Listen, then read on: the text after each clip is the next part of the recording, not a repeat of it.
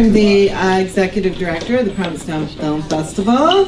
So happy you're all here this lovely morning. Well, it's not morning, but it's morning in Provincetown.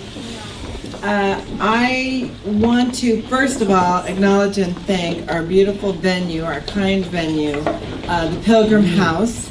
They used to be Sage, who was a longtime supporter and sponsor of the film festival, and when it was lovingly handed over to the new owners of the Pilgrim House took us along with their new ownership. So we're so grateful that they allow us to be here. It's important that we have spaces to be at, especially in Provincetown. If you've been to the tiny little lovely inns and places, it's hard to find areas that are this big. So thank you, Pilgrim House, and your amazing team. We also want to thank some of our other sponsors, Anna Wines and Boston Harbor Cruises. Yay! Oh my gosh. Matthew Murphy is here. He is a longtime attendee of the festival. He's become a huge, amazing friend to us. Actually, they hosted our PIF launch weekend in Boston on one of their beautiful boats, and we kicked off the festival celebrations there with Lisa Viola, who I'm going to introduce right now. But before I do that, I just want to say, she's going to introduce John Cooper and our marvelous Next Wave Award winner, but I want to say something about John Cooper. He is one of our advisory board members, and it's because of a conversation that we had in Telluride. It was before I took the job as the executive director here, and we talked about the industry and we talked about the festival world, and I was new to it as an executive director, and he said we need more support and more programs for women. And for those of you who know us, we have created several initiatives in the last 4 or 5 years, and so it's because of John that we made, and others of course, but John who gave us that idea and actually identified the important need for supporting gender equity in U.S. entertainment media. So thank you, John. It's very appropriate we are interviewing our wonderful Next Wave Award recipient. And now I want to turn the time over to Lisa Viola. She is artistic director, one of the hardest working women I know, and somebody who cares so much about the content. Everyone has come up to me, has said what a great festival, every film they've seen they've loved, and it's because of Lisa Viola and her team. So Lisa, thank you.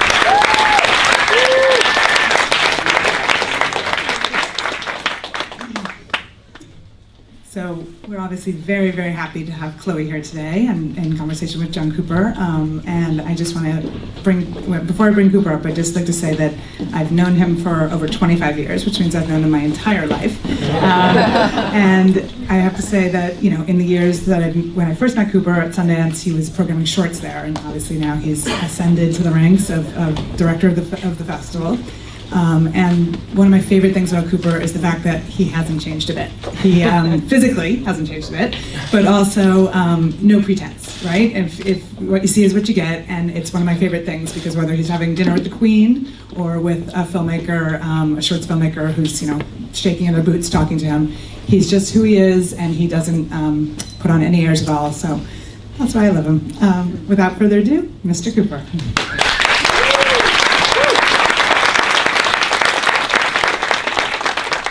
Lisa, which basically means I'm totally inappropriate most of the time. I think the last time I did one of these, actually, my filmmaker arrived and he was totally, not hungover, he was still drunk. I sat on, maybe some of you were here, and I sat on stage and he just slurred his words, and it was the hardest half hour of my life. But Chloe is not. Chloe Grace. I think we're going to start with a clip, correct? I'd like to get into this. I'm really excited to get to the conversation. I'm really excited to get to you and having questions. This is the Next Wave Award, which I find very exciting because I think we need more, maybe some more, to hear from the youth of our industry as well as the youth of our country to see where we're going. So I'm excited about that. So I'm gonna get out of the way. We're ready to go, right? Okay.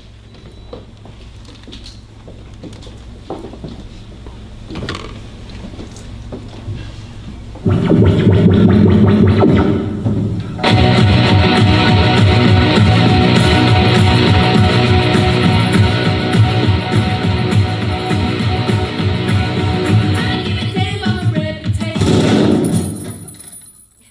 think I'm pretty? Excuse me? Like if you saw me on the street or something, would you want to kiss me? Do you like me? Yeah. A lot. I'm not Eve, Mama.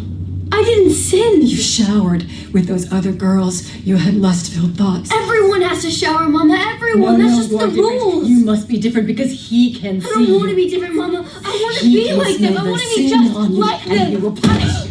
I'm so unhappy. I need to go back to school. I need to go back to school. I have to change it up. I gotta change the oil. I gotta find a career that actually has some legs, you know? I gotta change. I gotta do it. That's it.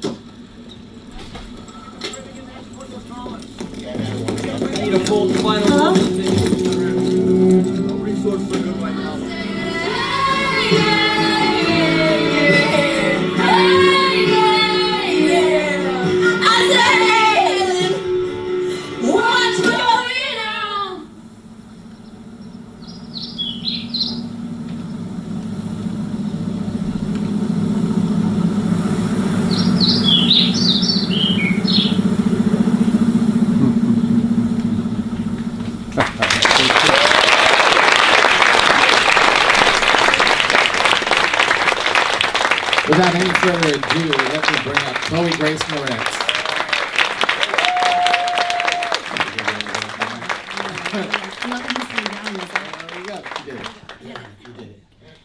So this is very exciting. Like, what a career you've had already. I said next wave, but you already had a whole wave all to yourself. I thought the way of doing this would maybe like just start at the beginning and tell us where this where the impulse for you to be an actress came from. I mean, you were so young. What were you, like 5 or 5? Yeah, I was 5. Well, basically, it started off with my brother Trevor. Right. He was an actor when we were younger, and he went to the Professional Performing Arts High School in New York City. And he would memorize his monologues and rehearse them in the apartment. Mm-hmm. And I, as a little baby girl, couldn't even read it. I would auditorily memorize his monologues, and I would recite them to anyone that would listen to me, anyone that would let me perform for them, and the same thing I would do with movies I would watch. So I'd memorize lines from, Gone with the Wind and Breakfast at Tiffany's and these kind of classic movies that I was obsessed with. And my mom always noticed it and kind of overlooked it. And brother Trevor, he saw that I had a real inkling for acting, and I loved it and didn't even know to call it acting. I just enjoyed performing.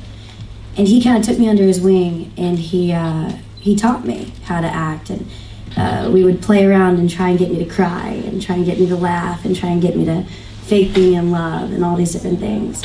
And we went in one day, and his manager looked at me, and it was the same manager that actually found Kirsten Dunst when she was a little girl.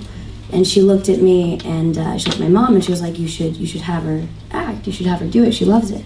My mom was like, nope, not gonna happen. I don't want a little girl in the industry.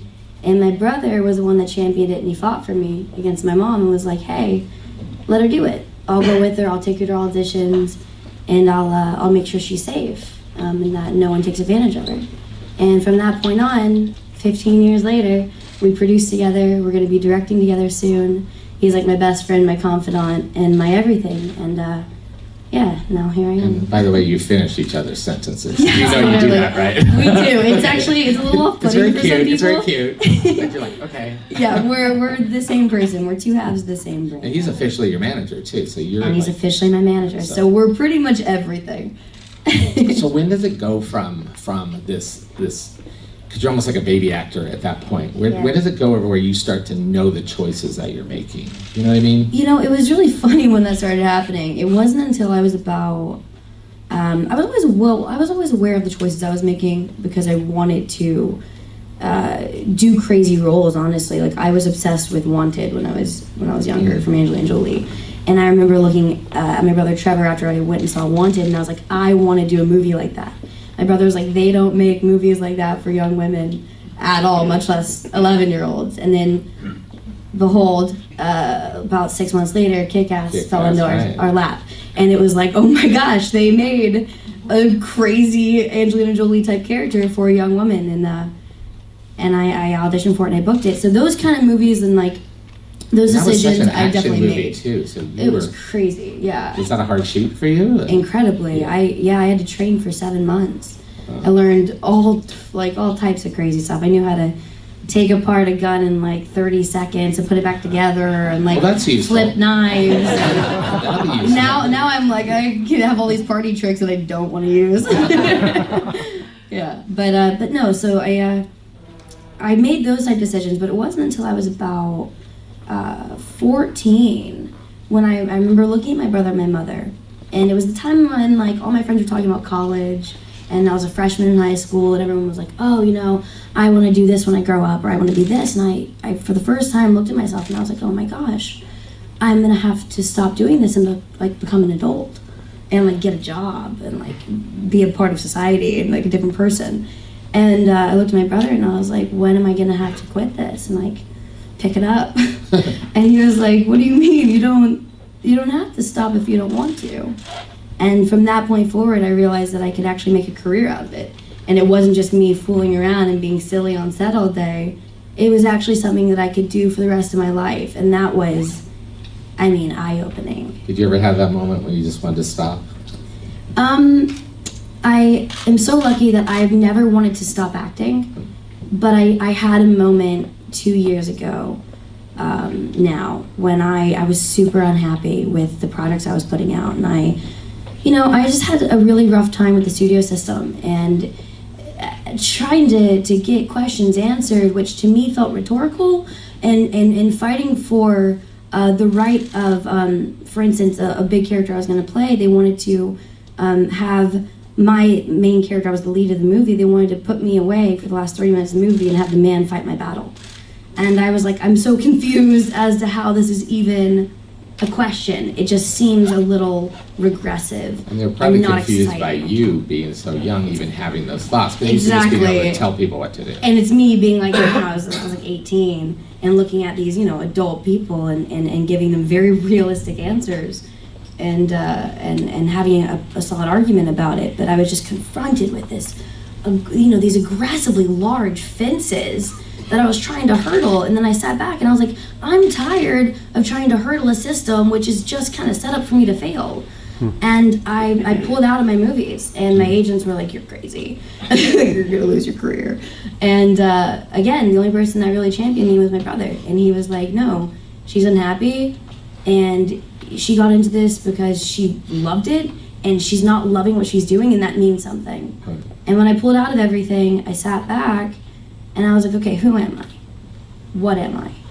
What do I want to be doing right now in this world? What content can I be putting out that feels appropriate, that feels progressive, that feels like it's doing something for my soul?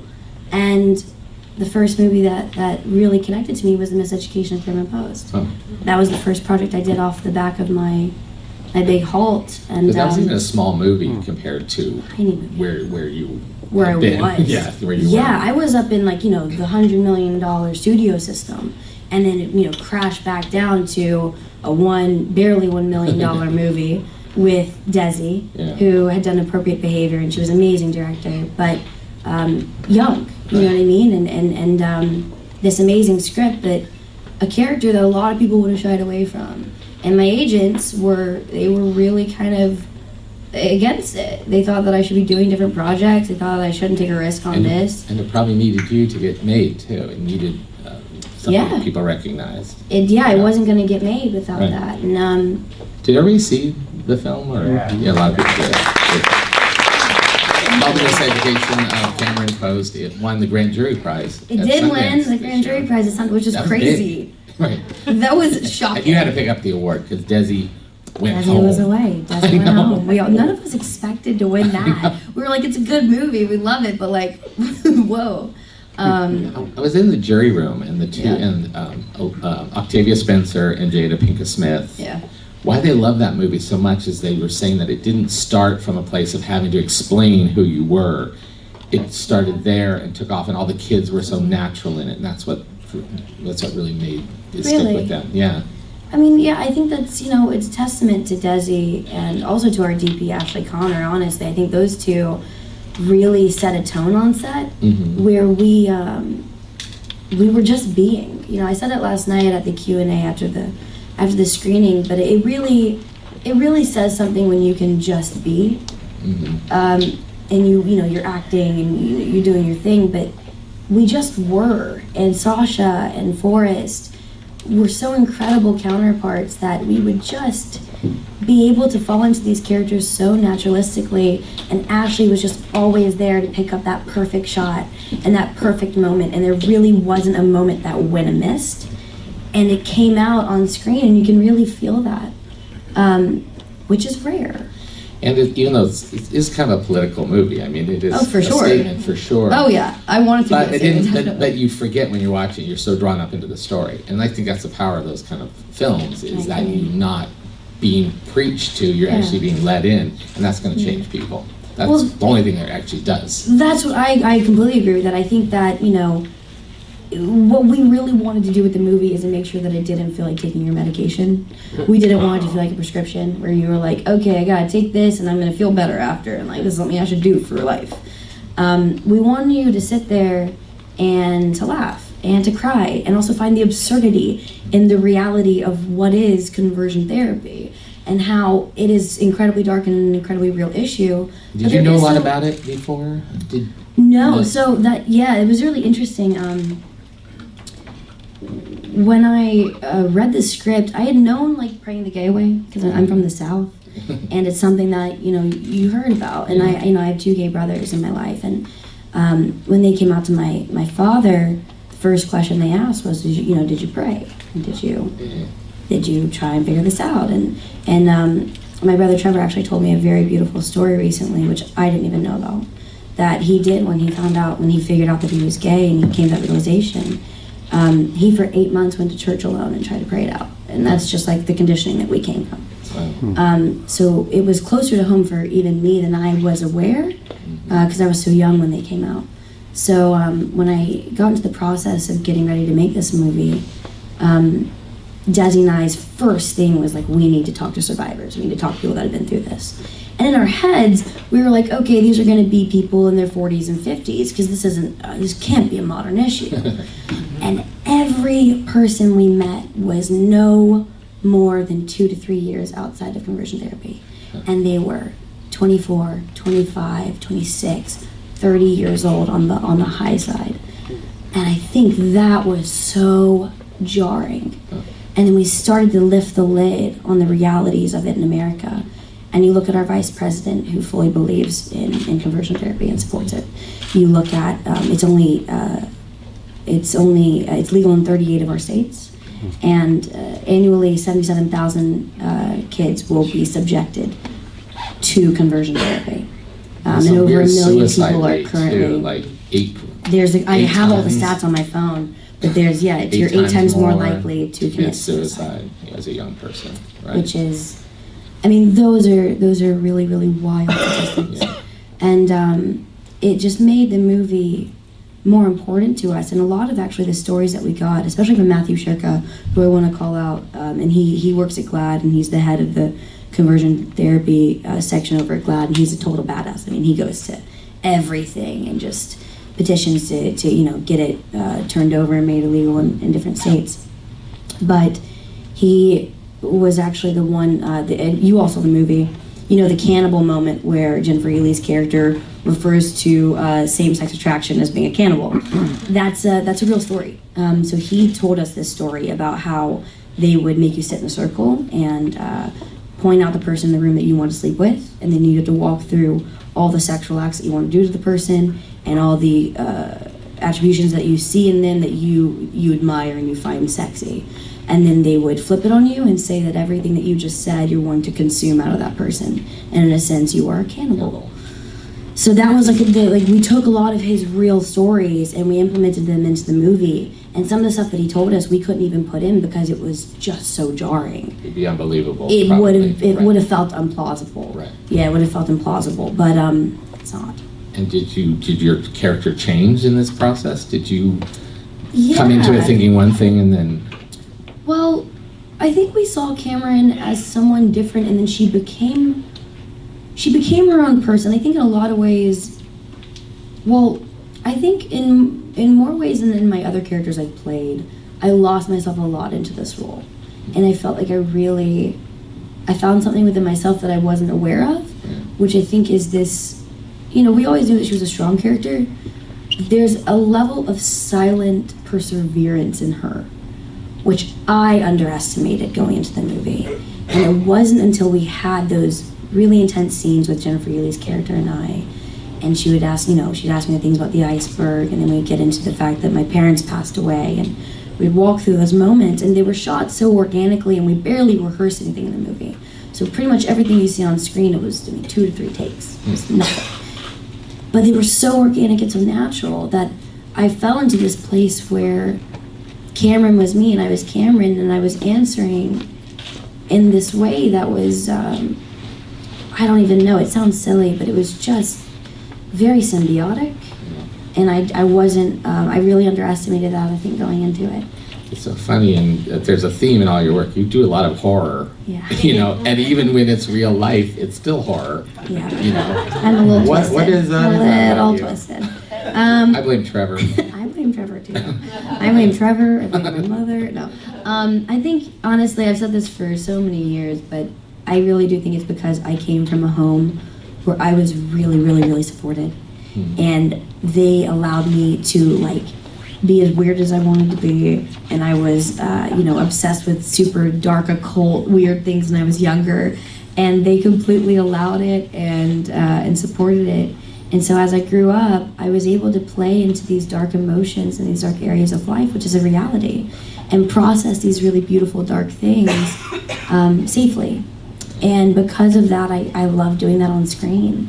I loved being, Abby and Let Me In, where I could be a 300-year-old vampire and be expressing these really evocative emotions at 12 years old, which taught me how to deal with these really heavy moments in my real life that I've come, against as a normal human. And I've been able to process really heavy things, I think, much more appropriately than we kind of give ourselves credit for in daily life.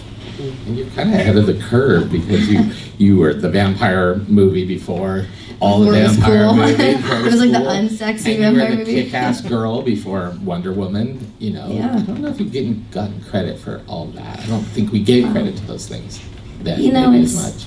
Yeah, I think in a lot of ways, I don't ask for the credit for sure, but I look at a lot of young women today, and I look at girls that are 10, 11, 12 years old doing really, really badass characters on TV and in movies.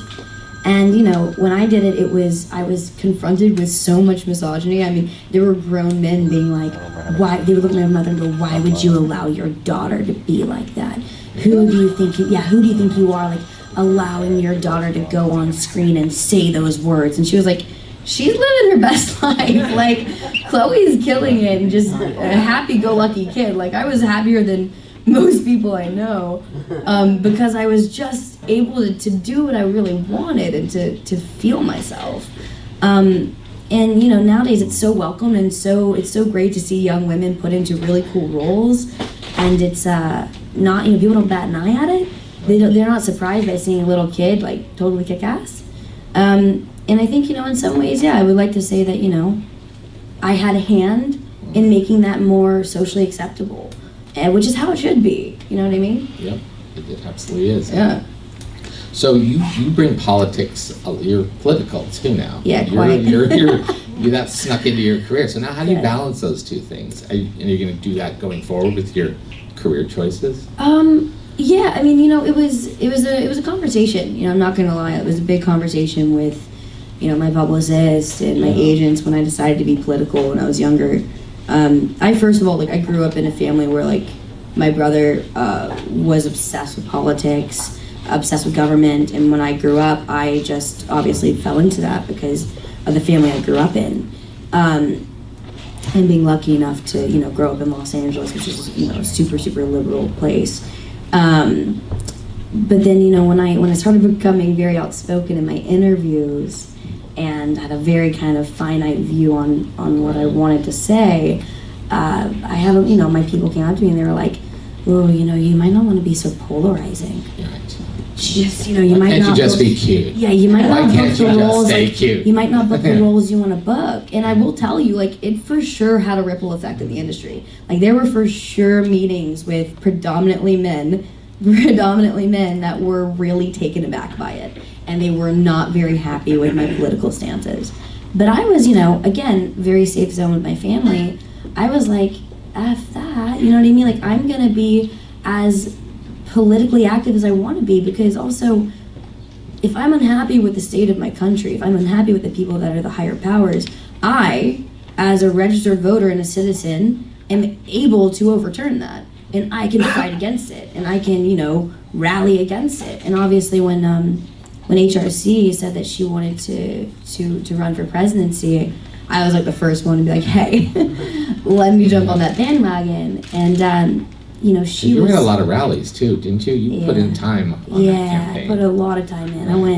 I went to 11 different college campuses and talked on her behalf to young people and got them registered to vote, and that was my main thing, was getting people registered to vote.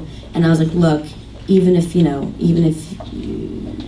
know who you're going to vote for yet, just at least register yourself and educate yourself on the people that are running, and make a decision and make a stance. And that's the first step forward. And I got lucky enough to be the youngest person to speak at the DNC, which was crazy. But Hillary, I mean, she was a great mentor to me, and she really supported me, and she was really wonderful. And her entire campaign, they were really, really, really supportive. Adrienne Elrod was someone that really, really supported me, and still does, and I view as a political mentor. And I think one day, farther along in my career, when I'm older, I would love to run for something and be more political. That's my next question for you. For sure. Getting there? And look at Glenda Jackson. I just saw her on Broadway. Yeah. She was in Parliament for 12, how many years? 25 years or something. So Senator Chloë. You probably don't even know who Glenda Jackson is. I'm sorry. Senator Moretz. Yeah. Let's put me in there. Good. I'll fight for all the LGBT rights, guys. I'm gonna be right up in there for it. And more, I'm sure. Much more, for sure. But that's kind of my main, my main thing that I really have fought for my whole life. It's amazing how many films you've made already. It's shocking. Because you're 21, right? Yeah. That's pretty shocking. I was in an interview yesterday, and someone was like, oh, you made 64 films. I was like, no, I haven't. And I was like, they were like, yeah, they had to pull up my IMDb, and I was like, oh. Yeah, it's 64 films. I don't even know how that's possible. I don't know. It's six or seven movies a year. I guess I blame Trevor. Trevor, this is all for you. You messed up. But so now, what are you working on now? Because I know I already know. So I'm just one of those baited questions. This is a fully baited question, isn't it? Why about Luca? I was about to say you're getting into Suspiria, aren't you? Yeah. I see you. Another horror. Are you a crazy ballerina in that or something? I can't. Here's the thing. You're not supposed to. It's so secretive. Oh wow. That it's super locked down, and it's secretive, and I want to be secretive because you guys are gonna be so shocked. Okay. I mean, it is wild. We're talking about Luca Guadagnino, who directed Call Me by Your Name, Bigger Splash, a lot of different movies. Yeah. But he's doing Suspiria, which is a Dario Argento film from 1977, which is being remade. And it's crazy. I mean, I watched the movie, and my brother and I looked at each other, and we were like, this is a really big statement. but this is the closest to modern Stanley Kubrick I've ever seen. I mean, you're put into a world which is, I can literally only describe it as being like The Shining in a lot of ways, where you're just encompassed in a filmmaker's brain, and you're just implanted in there, and there's nothing like it that you'll ever see. And Tilda Swinton's the coolest. I know. Yeah, She's so cool. How was it working? I want to be Tilda Swinton. I've seen her here actually a couple years ago. Really? She's amazing, yeah. She's the nicest woman too. Yeah. Lives a really modern life. Really Very modern. Lives her life. She's such a badass. I love her. Yeah. But yeah, that was a crazy movie to be a part of. I can say this, I speak German mainly in the movie, so you won't recognize me very well. I seem like a different person and I sound like a different person. Now, do you when you throw yourself into these roles, is it a lot of research for you usually, or do you tend to just feel your way through it? I've heard like two different attacks from different people. Yeah, I mean it depends. You know, from with working with my brother most of my life, he trained me in the way that he was trained, which is like theatrical training, more like stage training. Right. So for me, I do a lot of research on my own. I do a lot of research, and I break down a role. I mean, almost like scientifically. Like it's a little neurotic on my side how much I break it down, but I do it so that way when I'm on set, I can just throw the script out the window and go. And so I kind of get myself to a level where I'm so layered in all the knowledge I have on the character. I could go left, right, center, up, down, crying, laughing, improv, and it would be as the character, because I find nothing more frustrating than an actor that doesn't know their character and then goes on set and tries to improv, and it's just so incorrect for their character, time and place and being. And I think that's just, you have one job, you know what I mean? And you should do the character justice, and it's so unfair when you have that beautiful opportunity to convey something so special and you don't hit the mark. You know, it's like, even if you're afraid, jump in and make a fool out of yourself, because that's better than pulling back and getting cold feet and underperforming, honestly. And so, jumping back to camera and post, it opens when August 3rd. 3rd? Wow. August 3rd. Coming right up. Tweet it, Instagram it, go get your friends, Well, make a GIF of you like with the tickets. You know, you can do cute stuff. I don't know. But it takes that. Do a boomerang. Takes that now. Yeah. It takes It all does that. take that. And yeah. are you going to be especially doing? for independence? Are you going to be doing lots of more public things around conversion therapy? So yeah, I have a pretty exciting thing to kind of announce in a lot of ways. Conversion therapy and kind of heading the education of it to America in particular is something that really became very close to me after making a movie. That my brother and mother and I put together an idea to do a little docuseries where we personally go in and talk to survivors and talk to different conversion therapy camps and talk to both sides of the aisle and break it down. And we just sold that, and now we're going to be doing the docuseries starting in a few months, where we're really going to lift the lid on conversion therapy and the reality of it in America. And you'll be able to catch that on a very big network. Which That's not the short film that you're talking about. No, that's a docuseries that I just sold. Yes, but so you're making a film though. But we are. As a director. Yes, Trevor and I are, yes. Right. So that's a whole nother thing. But yeah, Trevor and I are, we're going to be directing the first time together. Obviously, everything's together. But yeah, we have always kind of wanted to get into directing. It was something that from a young age, I always knew that I loved acting and I always wanted to be an actor. I'll never give that up. But I have always been interested in filmmaking, no matter what. Like, I was obsessed with learning from my cinematographers when I was younger, and I wanted to always play with the camera and be behind the camera and talk about the shot lists and why they were choosing those angles and those lenses and what that meant. And so it felt really natural for he and I to kind of take on this new level, this new kind of entrance into our next chapter of our careers together. And my brother Colin actually wrote it, and he brought it to us, and we were like, I don't know if it's gonna be good. We're like, we're gonna be honest here. Like, if it's not great, like, we can't just go make it. But then we read it, and it was really, really incredible. It's only 9 pages, but it's kind of a neo-noir, and it's one big metaphor for ego. Okay. And it's a horror short, again with the horror. But I think it's just, yeah. It's going to be really exciting, and I'm excited for people to see it. Yeah. And when's that gonna be done? I'm just thinking for Sundance now. Oh. I'm doing my other job. We'll see. We'll stay in touch. We're gonna get it done in the next few months, hopefully, and have it pretty ready and done by October. I think is the plan. Sounds good. Fingers crossed. Yes. I keep saying that. By the way, we've been like trying to get it made since January, so it's like I keep pushing it your every month. schedule too. Yeah, it's unhelpful. You're busy. Yeah. Do you ever feel over busy? Like, is that gonna be something that you have all this energy now, but it's. I know. I always think about this, but then I go on vacation and I get so bored, and I end up like just making busy work for myself. It's like I'll hang out for like 4 days. I'm like, this is great. I just slept all day. I watched like Clone Wars on Netflix. I feel good.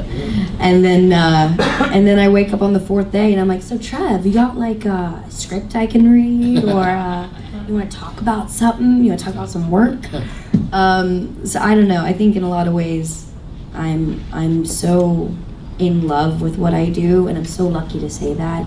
But I'm so passionately in love with filmmaking and being an actor and being a filmmaker that like there's not much separation I can do from it. It'd be like tearing my skin off my body. It's like impossible. Well, not possible. It's But such very a privileged painful. place to be. It's so great that you acknowledge that and you accept that as. Yeah, I mean, I think it's easy to look at things and be like, gosh, this is hard. God, life sucks. But it's like, you have such a brilliant chance to do something special, and you can sit there and wallow in self-pity all day, but then what are you doing for yourself? Sit down and give someone else a chance. You don't deserve it then, I'm feeling better. You got it? This is a good pep talk? Yeah, I'm there. Okay, good. I'm with you. This feels I'm back like with you. we're making Yeah, progress okay. together. This is actually group therapy. It is. Once you all know, I'm You don't Chloe even Racer. know. Let's open up to some questions from the audience. Their What you speech. guys got for us? Yeah, right here. So, this is your first time that you're going to be directing, and not everybody has an answer to this question, but Uh-oh. who do you look to as sort of your inspiration for the kinds of ways that you like the directors you want to emulate? Oh, I have that written down. I forgot to ask it. I'm really glad. I read your notes. Who do you Sketchy. emulate? Yeah, I mean, I think that in a lot of ways, I think Trevor and I both fill different roles in that sense on set. So for me, I'm a bit more of the scientifically minded. So I've always loved like Fincher, because I think the way that he goes about his process, I really do love that. I know it's kind of crazy, but I find it fits my bill really well. But then with Trevor, he's a bit more free flow, and he's a bit more of the creative, let's talk to the actors, so that's more of his side of things. But for me, I like to take a more analytical and scientific and kind of physical realization of the directing side of it, whereas he kind of is able to sit there and break it down and talk about It's it all funny, day. you don't look like you do that at all in I your know. performance. So I know. It's interesting that you're that It's side funny of it. how it comes Yeah. out. I know. Mm. It's I'm very, very, very, very, very visual. Oh. I've always been very visual. The way I memorize lines and stuff is visually. I can imagine things and make them happen through that imagining, but I can't just I can dream it up, but I do a lot better when I see it and can make it happen with my hands. Which I think in a lot of ways is how I act as well.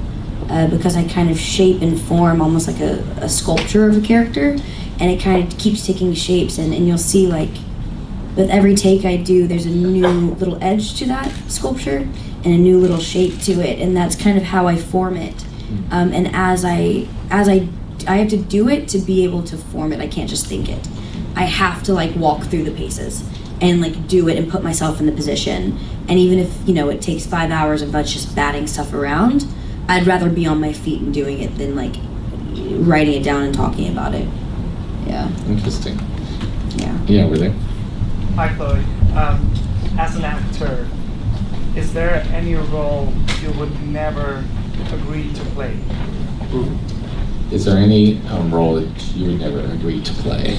I think it would be unfair for me to limit myself like that. You know, I think that there's a lot of roles I think that can be super scary. To put yourself in a position that usually is vulnerable. That's the most feared, for me at least. It's scary to put yourself in a place where you don't really know what you're doing, and you're kind of having to swim through it and figure out where you are. But I would hate to limit myself by saying there's something I wouldn't do. I think with the right director and with the right project and with the right writing and the right heart in it, I would probably take any role on. Even ones that would be fairly controversial, I think. As long as it's done well, in the right way. Yeah, right here. With the way Kick-Ass ended, not Kick-Ass, Kick-Ass 2 ended, were there talks of Kick-Ass 3 at all? You know, I love the franchise. I think that the first movie was really, really special. I wish the second one had been handled in a little bit of a different way. Because I think we were all kind of looking forward to something a little different than what happened with it all. And as much as I love the character of Hit Girl, I think she lives and survives in Kick-Ass 1, and I kind of want to keep her there.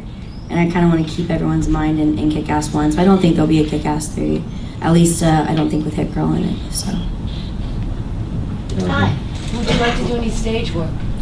Yeah, I love stage. I did a really wonderful play once with Steven Soderbergh directed it and Scott Burns wrote it. And it was a really, really beautiful play based on Columbine. And it was, I was 17, so it was a while ago now. But it had a lot to do with gun control, actually. That was like a really heavy subject in our play, which wasn't as much spoken about back then, and it was very political, and a lot of the reviews reflected that. But it was a really special play. It was 90 minutes, no intermission. When you walked into the theater and sat down, I was already on stage laying there, so it was very, very interesting direction from Steven. But yeah, I love stage. I would love to go on the West End. That's what I really want to do. Really want to be on the West End. So you shall. Back there. Hi, I really loved your performance in Clouds of Sils Maria. Oh, thank you. It's like scene stealing, and I wondered if you could talk a little bit about your character in that film, and also what it was like to work with Binoche. Yeah, Juliet was amazing. The Clouds of Sils Maria was an Olivier Assayas movie, and it was really special. I mean, I got such a chance to work on that movie and kind of play the crazy actress role that I've always wanted to play. Yeah. Which, like, you watch Ocean's 8 and I see Anne Hathaway in that, and I'm like, that's like the character we all want to play as an actress, is like the crazy, totally batshit actress, because none of us can do that in real life, so we want to be like that. It's funny. So I got this wonderful chance to film these crazy paparazzi scenes of me like jumping out of a Hummer limo and like throwing my Chanel purse at like a paparazzi and be like, fuck you, like, get out of my life. So that was really fun. And then we got to, you know, do the point in the movie where Juliette Binoche's character is working with my character in a play, and she is going to meet me at a hotel in the lobby, and everything she's seen online is like me totally cuckoo bananas, like butternut batshit crazy. And she sits down in the lobby, and I'm wearing like a really nice little Chanel suit, and I order like a chamomile tea, and I act like completely prim and proper and nice, and then as you see as the movie unfolds that I am still totally cuckoo crazy, but it comes out at the end of the movie where I try and usurp her in a lot of ways. So I got a really wonderful chance to work on that film, and Olivier is such a visionary. Yeah. And I got to, you know, be in scenes with Juliette Binoche, who is the coolest. And Kristen Stewart was in there. Yeah, and Kristen, who's rad. She's a really, really wonderful girl. It's so funny. You were playing the crazy one where she could have easily played mother. We won't go there. We won't go there. Yeah, you don't have to. Right here. Hi, Chloe. Just wondering, what was it like working with Luca? You don't have to talk about the details of the film, but about his directing process. It's unlike any other directing process I have ever been a part of. It's Luca's. Luca is Luca, and there's kind of no mistaking it for anything else. He's incredibly supportive. You feel so loved. You feel so safe. And you'll see in the movie there's a good bit of use of nudity in the movie, But it's really interesting, I think, what really hit me was that it's not voyeuristic in the slightest bit. It is one of the most empowering, and I think, in terms of femininity, it's a very interesting depiction of physical femininity and womanhood, and that plays a role into the Wicca of it all and how that's used in ritual. But I guess a lot of people won't expect a grown man to be able to depict women in that way. And I think that's what's so special about Luca, is that he doesn't see gender. He sees a person, and he wants to depict what is special about that person, be it male or female, as adequately on screen as he can. And I think you can see that in Calling by Your Name. I think you can see that in Suspiria. He's really special, though. He's one of the most sensitive, he's totally authentic and authentic, pure souls. And sort of silly. He's silly a so lot. silly, Yeah. incredibly silly, Yeah. and just, he'll let you do the craziest stuff on screen and won't bat an eye. He'll tell you to go farther. You know what I mean? He really will let you do whatever you want. And it's completely unconventional. There's no typical setups, there's no medium, wide, close. You'll have a camera up there in the corner, you'll have a camera below you, you have a camera on your fingers, you won't know what's happening, but you're just going on this crazy whirlwind 20-hour day. It's wild. You make that new movie sound so great, and I was just wondering, how do you? There's a lot of, not a lot, but some people will criticize remakes and say there's a lot of remakes out there. Really? I was just wondering how you would respond to such criticism. I feel like I've gotten a lot of flack in general. I've done a lot of remakes. I did Carrie, I did Let Me In. Amityville. Yeah, Amityville Horror, my first project. It's funny you called that one out. With the Ryan Reynolds. No, but yeah, I've been a part of a lot of different remakes, and I've had that question come up a lot. And I've had a lot of people super angry about the movies that are remakes. They've been like, I think you should have left it alone. And I agree in a lot of ways. Yes, there are some movies we could leave alone, but at the end of the day, it is art. And I think that it is so fair to allow another auteur to come in and put their idea into it. That's why I don't like to use the term remake. I like to use the term reimagining. I think these movies are reimaginings of brilliant pieces of art that became before us. But that's like saying, because Picasso is here, we can't have any new artists at all, because that's just unfair, because it's the best ever, you know what I mean? And I think that that's an archaic way of thinking, and I think it's also, it pigeonholes us, which I think is so unfair. It's funny that you have to live with social media now. You have to live with hearing everybody all the time. There's no hiding from what people think about you. But how do you hide from it? You have to. I run to Provincetown and I put my phone down and I shut her up. No, it was hard when I was younger. I was super affected when I was younger. I mean, I would cry and come to Trevor and I would be like, they're saying this about me, or they called me fat, or this happened, or it was really difficult when I was younger. But then I had to, he really, I would say, again, I'm gonna call Trevor out again, but he walked me through it, and he held my hand, and he wiped my tears when I cried, and he told me that, look, people are always going to want to dull your shine. That's just kind of the way it is. Yeah. They're always going to want to come in here and wreck your world. And you can allow that to happen. You can sit here and cry, and you can feel bad, and that's okay. You should process that and understand those feelings, and that's okay. It's completely okay. But at some point, you got to know that you're brilliant at what you do, is what he would say to me. And he's like, you're an actress. You're not a model. You're not doing this. You're not putting yourself out there for people just to pick you apart. You are an artist, and live in your art and be so proud of yourself. And that, it took years for me to metabolize and lots of therapy. But eventually I got to the point now, and it's still a daily struggle, but I got to the point where I'm like, you know what? I am who I am, and I can do the best that I can do. And if I wake up every day and I'm trying to be the best Chloe that I can be, then that's more important than some rude person on Instagram who wants to say that I'm cross-eyed, which I am kind of cross-eyed. I'm a little bit of a lazy eye, and that's okay. That's in most of my covers on magazines, and that's fine by me. I love that. Anyone else?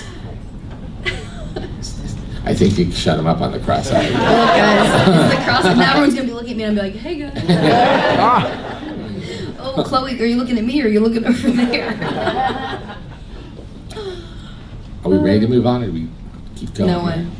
Can I ask one more question?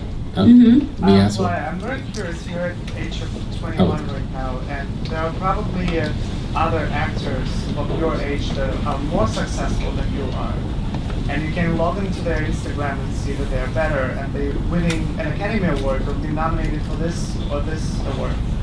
And then, how do you deal with your own success in contrast to someone's success? And was it ever an issue for you, or it's not?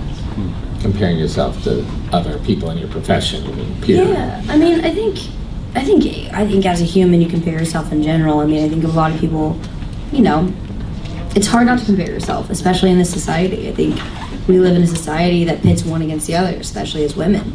And I'm really lucky. I grew up with 4 brothers, and not to say it's a male-female thing, but like, my brothers, I was like just the same as them. I had to fight for food the same way. You know, if we got in a fight, we'd hit each other the same way. And I never saw that kind of gender equality within my family. It wasn't until I became an adult and I branched out into the world that I was hit so aggressively with that. And I think most of that construct of comparing yourself comes from society. And the world we live in. I mean, who wore it better is something that I've dealt with since I was 12 years old. Me being compared to, you know, women who have kids, or now being compared to 12-year-olds. And I'm like, I don't understand, like, how that's interesting. But in terms of success, and to broach that subject, success is a really weird thing. Accolades are a really weird thing. They're not normal. It's not something that is easily processed as yourself. And when you sit there and you're nominated for something, it's really strange to sit there and be on the edge of your seat, and you realize that you're on the edge of the seat for someone or a group of people to look at you and be like, you're worth it. Yeah. Which is so messed up. And like, it's great, it's a really beautiful thing to get an accolade, or, you know, to have someone pat you on the back and be like, good on you. It is really, really wonderful, but at the same time, you can't hang your hat on it. And it's unfair to hang your hat on it. You shouldn't do that to yourself. You shouldn't do that to other people. And there are a lot of people that use social media to show off and to be like, I got nominated for this, that, and the other. I mean, but that's them. And I stopped many years ago comparing myself to people, because I know that if I compare myself, I'll never be better. I'll like never. You're always going to be, you know, as good as you compare yourself to. Like it doesn't work that way. So for me, I just try to be happy within myself, and if the accolades come along with it, that's cool. But for me, the success I like to put out there and talk about is like this movie being seen, and conversion therapy opening people's eyes, and the reality of educating people to the horrors and realities of that. That's success to me. Educating people, that's success to me. It's not about sitting there and looking pretty in a ball gown and getting an award in my hand and posting on Instagram. Like, that's cool too, but not what I'm looking for, you know? I think that's it. I think that's your swan song for the moment. Oh gosh. Thanks a lot. Yeah. Well, maybe just finish clapping, but another round of applause.